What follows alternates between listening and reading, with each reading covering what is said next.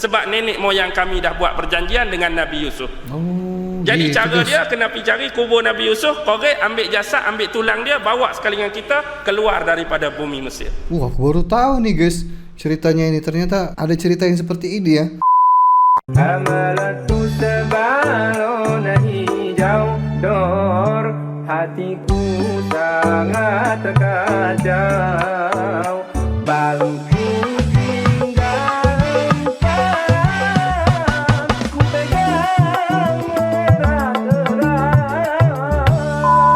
Halo, assalamualaikum warahmatullahi wabarakatuh. Kembali lagi di Indoriek TV.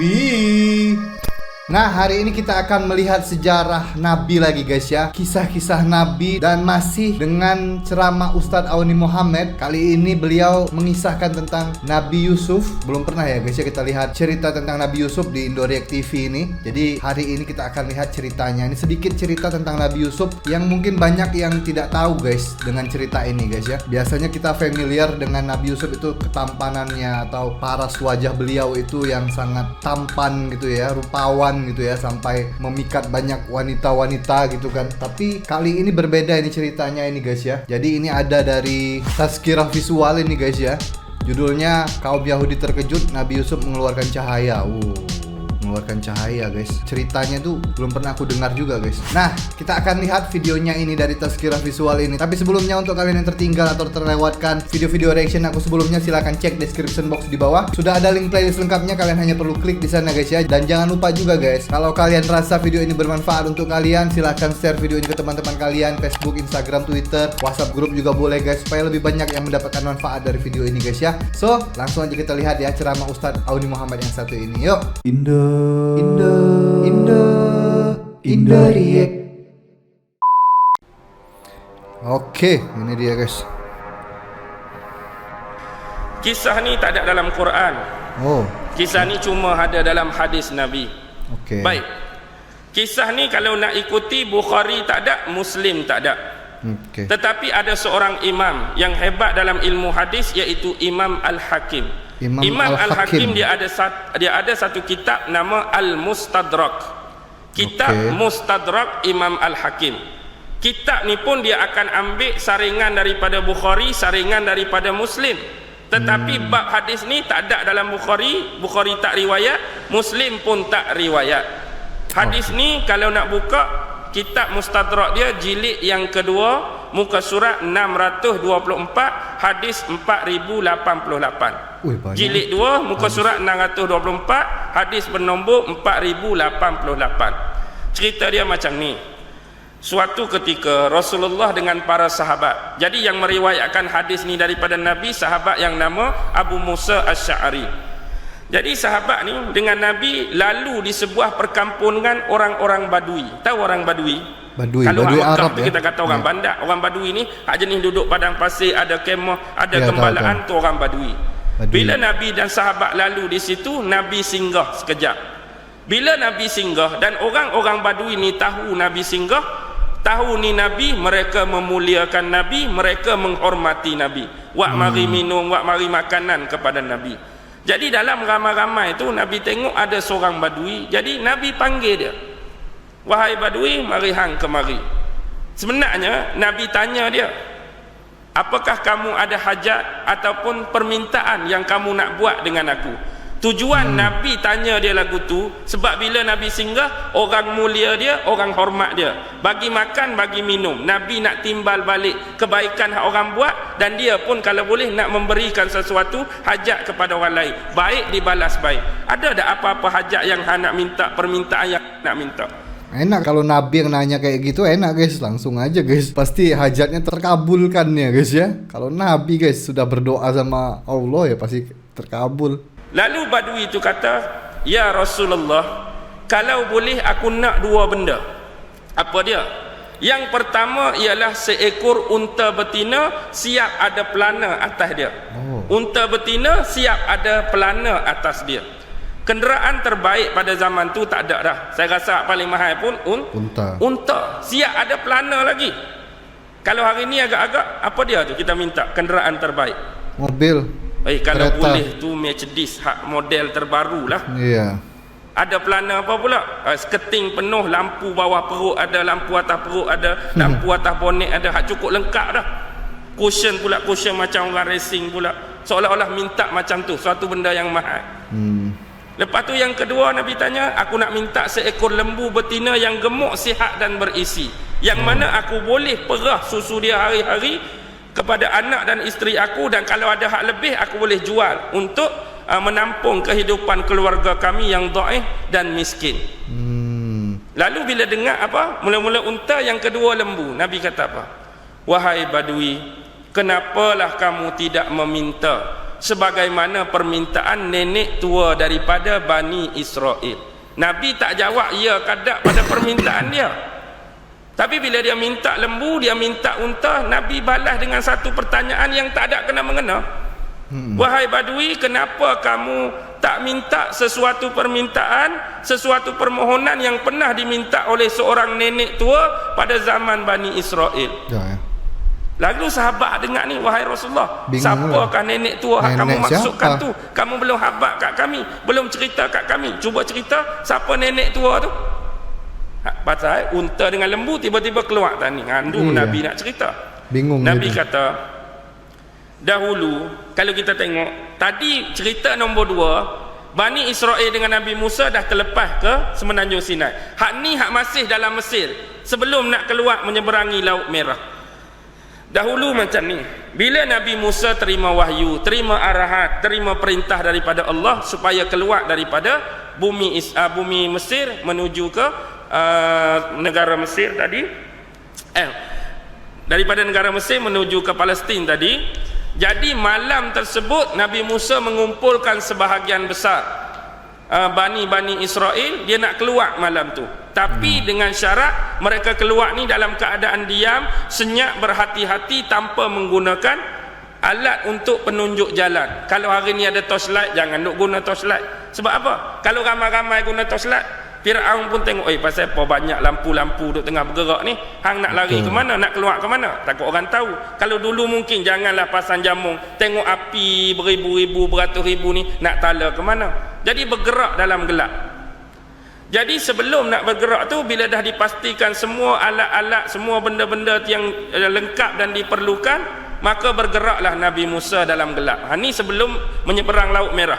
Tiba-tiba berjalan tadi, guna jalan ni, rasa macam tak berapa betul jalan ni, kena balik. Try jalan lain, rasa macam tak kena juga kita guna jalan ni. Try jalan lain, keliru, try hak ni tak kena, try hak ni tak betul. Macam seolah-olah ada benda yang menyekat mereka daripada menunjuk jalan yang betul dan jalan yang sebenar. Padahal panutan mereka dua orang Nabi dah. Harun duduk depan, Musa duduk depan, jadi lagu tu juga. Jadi Nabi Musa pun terfikir, mungkin ada sesuatu yang tak kena sampai Allah tak tunjuk mereka jalan yang sebenar. Asyik tak kena, asyik tak betul, asyik sesat. Oh, pernah sesat. Lalu datanglah seorang lelaki yang agak berumur, salah seorang alim daripada Bani Israel. Wahai Nabi Allah Musa, aku berkira-kira, aku rasa aku tahu apa yang menyebabkan terjadinya kepada kita pada malam ni. Kita nak pi kok ni tak kena, kita nak pi kok ni tak betul, kita nak pi kok ni keliru, semua tak kena. Aku agak-agak aku tahu apa sebab dia. Lalu rasakan benda ni penting ni, nak keluar cepat-cepat ni, takut Fir'aun tahu, takut Fir'aun dapat hidu. Dia tanya, apa yang kamu nak cakap sebenarnya? Sebenarnya begini, dahulu datuk dan nenek moyang kami pernah melakukan perjanjian. Perjanjian dengan siapa? Dengan Nabi dan Rasul sebelum kamu. Siapa dia Nabi dan Rasul yang bawa masuk Bani Israel dalam bumi Mesir? Tak ada orang lain, Nabi Yusuf alaihi salam. Oh. Bapa Nabi Yusuf, Nabi Yakub. Nabi Yakub tu dia duduk Palestin. Nabi Yakub ada 12 orang anak. Jadi yang lain tu selain adik dia Bunyamin ni, semua pakat dengki kan, kisah Nabi Yusuf kan. Semua pakat tak suka. Bapa dia Nabi Yakub lebih sayang, lebih kasih kepada Yusuf. Akhirnya berlaku komplot pengkhianatan. Ya, betul. Bawa pura-pura kononnya nak bawa adik bermain-main, tiba-tiba masukkan dia dalam... perangkap Yusuf, dia tenggelam, bukan tenggelam lah, letak dalam sebuah sumur, dalam sebuah telaga. Bawa balik baju yang berdarah, konon-kononnya adik Yusuf dah kena makan dekat serigala, dekat harimau dan sebagainya. Jadi Nabi Yusuf diselamatkan oleh seorang pembesar Mesir yang kebetulan lalu kawasan tu nak minta ambil air. Jadi dia dijadikan anak angkat oleh pembesar Mesir dan dibawa masuk ke negara Mesir. Pendek cerita, akhirnya jadi kemarau. Bila kemarau, saudara-saudara dia tu terpaksa datang ke Mesir nak cari sumber-sumber makanan, lalu diperangkap pula oleh Nabi Yusuf sehingga menyebabkan mereka ni seolah-olah lakukan kesalahan. Kemudian bila mereka jumpa Yusuf, mereka bertaubat minta maaf. Kemudian Yusuf bagi baju dia supaya balik letak atas kepala dan muka bapak dia, sebab bapak dia dah buta sebab banyak menangis Nabi Yakub. Bila letak baju Nabi Yusuf boleh celik balik, dan Nabi Yusuf minta bawa semua ahli keluarga dia tu datang ke Mesir. Itulah kemasukan besar-besaran buat kali pertama Bani Israel ke bumi Mesir di bawah pemerintahan Nabi Yusuf. Jadi duduklah di situ Nabi Yusuf orang mula-mula bawa. Tapi Nabi Yusuf pernah mengambil janji, mengambil sumpah dengan Bani Israel. Kita semua dah berada di bumi Mesir, jangan sesekali kamu keluar daripada Mesir selepas daripada ni. Jangan keluar lagi. Sekiranya terpaksa keluar, ada keadaan yang memaksa kamu keluar, dan waktu kamu nak keluar tu aku dah meninggal, waktu kamu nak keluar aku dah mati, kamu kena ambil jasad aku, kamu kena korek kubur aku, ambil tulang aku, bawa aku sekali keluar daripada bumi Mesir. Tu janji datuk nenek moyang kami dulu. Kami kira hak kita sesak jalan ni kerana kita tak buat benda tu, sebab nenek moyang kami dah buat perjanjian dengan Nabi Yusuf. Jadi cara dia kena pergi cari kubur Nabi Yusuf, korek, ambil jasad, ambil tulang dia, bawa sekali dengan kita keluar daripada bumi Mesir. Aku baru tahu nih guys ceritanya ini, ternyata ada cerita yang seperti ini ya. Jadi orang-orang Mesir yang mau keluar pada zaman Nabi Musa itu, mau keluar Mesir itu ternyata nggak bisa ya, disesat-sesatkan terus. Ternyata ada perjanjian dengan Nabi Yusuf guys. Baru tahu aku nih guys. Oh, lagu tu cerita dia. Patutlah tak jumpa jalan, sesak jalan, tak kena jalan. Habis siapa hak tahu kubur Nabi Yusuf sekarang? Ni lapis muda dah, geng muda ni, tak ada siapa tahu dah di mana lokasi dia. Tapi ulama tadi kata masih ada seorang tua. Dialah satu-satunya yang tahu di mana lokasi kubur Nabi Yusuf sekarang. Mai pergi cari dia. Cari, akhirnya jumpa. Wahai Musa, inilah nenek tua hak tahu satu-satunya di mana kubur Nabi Yusuf. Jadi Nabi Musa tanya, minta mana dia kubur Nabi Yusuf, dia tak mau bagi tahu. Dia kata, aku tak mau bagi tahu di mana lokasi kubur Nabi Yusuf selagi kamu tak memberi jaminan kepada aku. Nabi Musa tanya, jaminan yang bentuk macam mana yang kamu nak? Jaminan dia ialah bila aku mati kelak, aku nak kamu jamin bahawa aku akan menjadi jiran kamu di dalam syurga, wahai Musa. Tinggi dia nak. Aku ni jadi jiran kamu, wahai Musa, dalam syurga. Kalau kami tak boleh bagi jaminan macam tu, aku tak akan tunjuk mana kubur Nabi. Mana kubur Nabi Yusuf. Jadi jiran Nabi Musa di ni. surga guys. Lalu Musa menolak pada awal dia. Musa menolak sebab apa? Tak padan dengan darjat hang dah lah tua. Perempuan pula nak minta duk jadi jiran sekali dengan aku. Satu lagi Musa kata apa? Setengah riwayat, bukan tahap Musa nak bagi jaminan syurga tak syurga tu. Aku pun belum tentu lagi syurga tak syurga. Hang nak minta jadi jiran aku. Ni bukan kerja aku, ni kerja Allah. Kerja Allah. Tapi kemudian Allah menurunkan wahyu.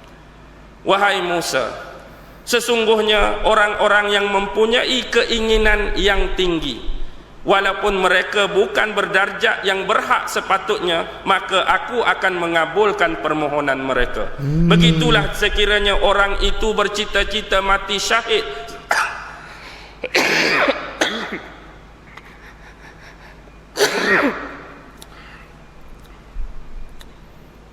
Batuk Ustaz.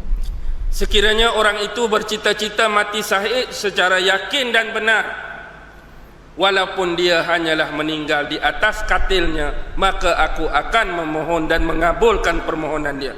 Orang tu punya cita-cita yang yakin, yang benar, minta pada Allah mati syahid, tapi akhirnya dia mati atas katil dia sendiri pun, aku akan memohon dan mengabulkan permohonan dia.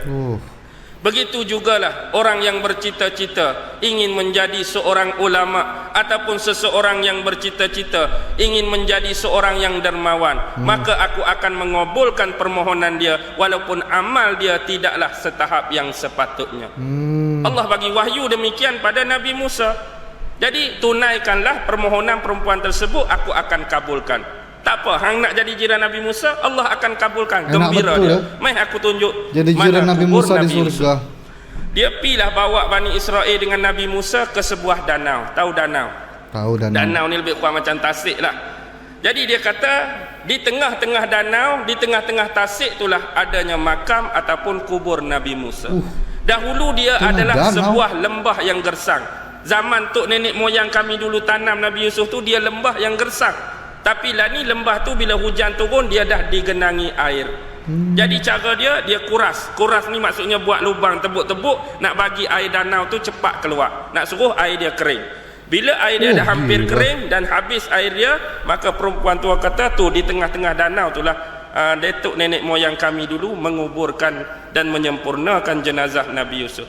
Danau dikeringkan guys, bukan kaleng-kaleng danau. Lama tu ngeringkannya. Pi korek di sana, pi gali di sana, keluarlah jasad dan tulang-tulang Nabi Yusuf.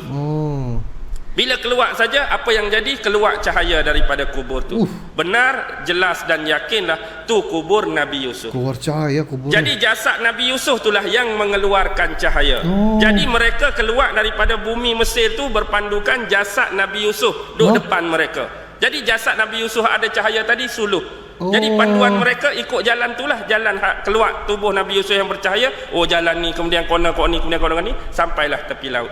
Kalaulah tak ada jasad tu, jalan dalam gelap, jadilah macam hak depan tadi. Pi tala kok ni tak kena, tala kok ni tak betul. Jadi penunjuk jalan jasad Nabi Yusuf. Rupa-rupanya kes tu. Jadi sebab itulah asalnya Nabi Yusuf mati di Mesir, tapi kuburnya dia sekarang berada di mana? Di mana? Di Palestin. Di Palestin. Sebab dah dibawa oleh orang-orang Bani Israel waktu ketika itu ceritanya guys. Banyak kubur lah ni. Nabi Ibrahim di Palestin, isteri dia Sarah di Palestin, Nabi Ishak di Palestin, Nabi Daud di Palestin, Nabi Sulaiman di Palestin, Nabi Yusuf di Palestin, dan banyak lagi nabi-nabi Bani Israel yang lain banyak mati dan meninggal di Palestin. Jadi itulah antara penyebab mereka ni jadi tak tentu arah dan tak keruan. Tapi bila bawa jasad Nabi Yusuf, mereka dah temui jalan, sampailah cerita tadi bersambung.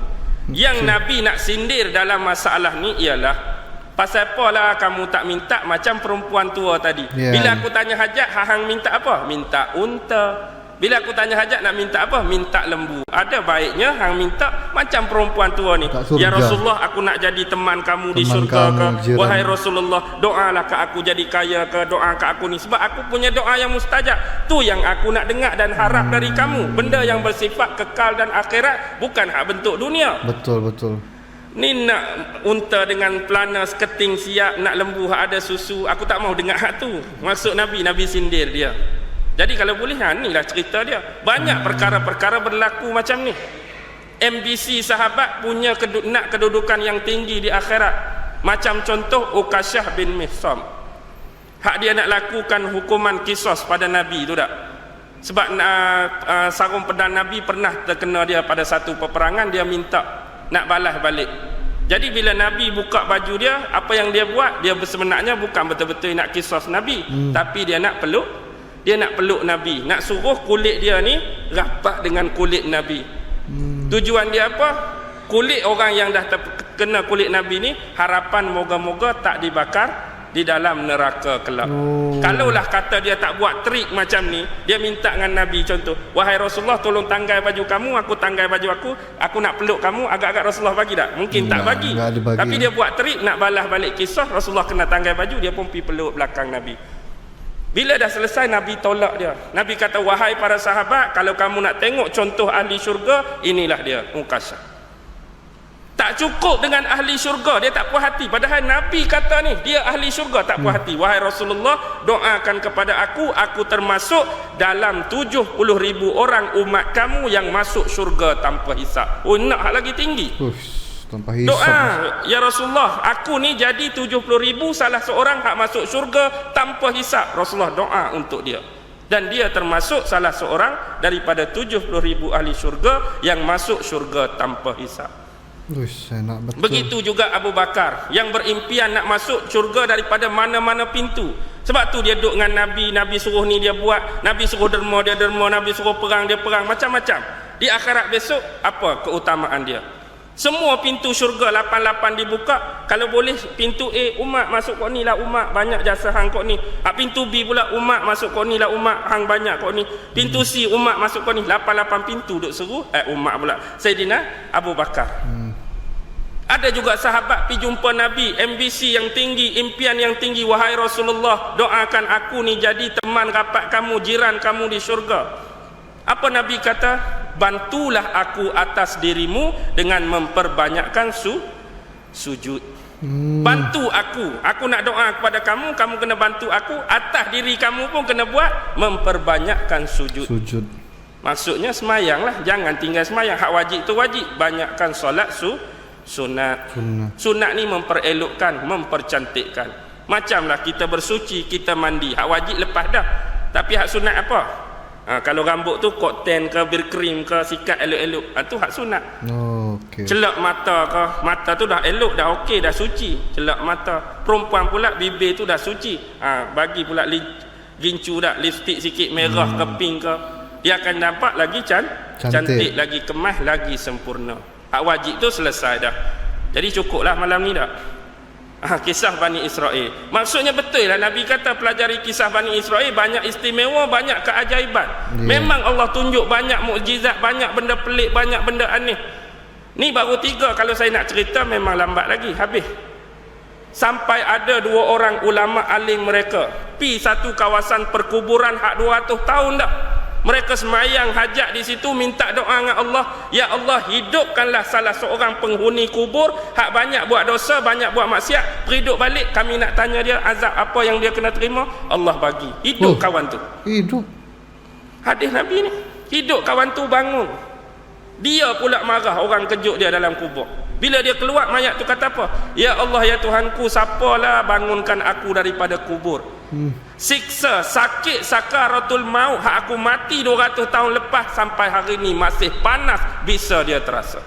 Dia mati 200 tahun dah, tapi dia bangkit tu, hak dia mati 200 tahun lepas, hak Israel cabut nyawa dia, orang jahat, orang dosa, orang maksiat ni, sakit duk panas lagi ni.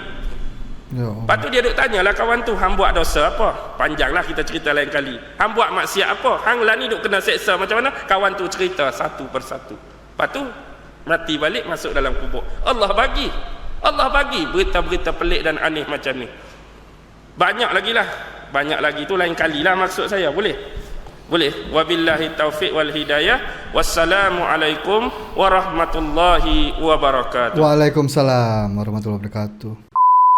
Oke, ternyata itu tadi ya guys, sejarahnya kenapa makam Nabi Yusuf ada di Palestina padahal beliau meninggalnya itu di Mesir ya. Ternyata aku baru tahu juga guys itu ceritanya ya. Ternyata dibawa oleh kaum Bani Israel ya waktu mereka mau keluar dari Mesir. Waduh, ini ceritanya bagus banget guys ya. Aku baru tahu banyak sejarahnya, aku baru tahu. Luar biasa ceritanya, walaupun pendek tetapi luar biasa ini guys. Mantap, bagus banget ceritanya guys ya. Dan insya Allah nanti kita akan tengok lagi ceramah-ceramah Ustadz yang bagus-bagus dari Malaysia, Ustadz Auni Muhammad dan lain-lain. Jadi jangan lupa juga share video ini ke teman-teman kalian, ke sosial media kalian, ke Facebook, Instagram, Twitter, dan ke WhatsApp grup juga boleh guys, supaya lebih banyak yang mendapatkan manfaat dari video ini guys ya. Jadi itu aja untuk video kali ini, cukup sampai di sini aja, sampai ketemu lagi selanjutnya. Terima kasih untuk teman-teman yang sudah nonton video ini. Terima kasih untuk teman-teman yang sudah subscribe dan support channel ini. Dan akhir kata peace, love, and respect from Indonesia. Ciao. Sayonara, sayonara, sampai berjumpa lagi.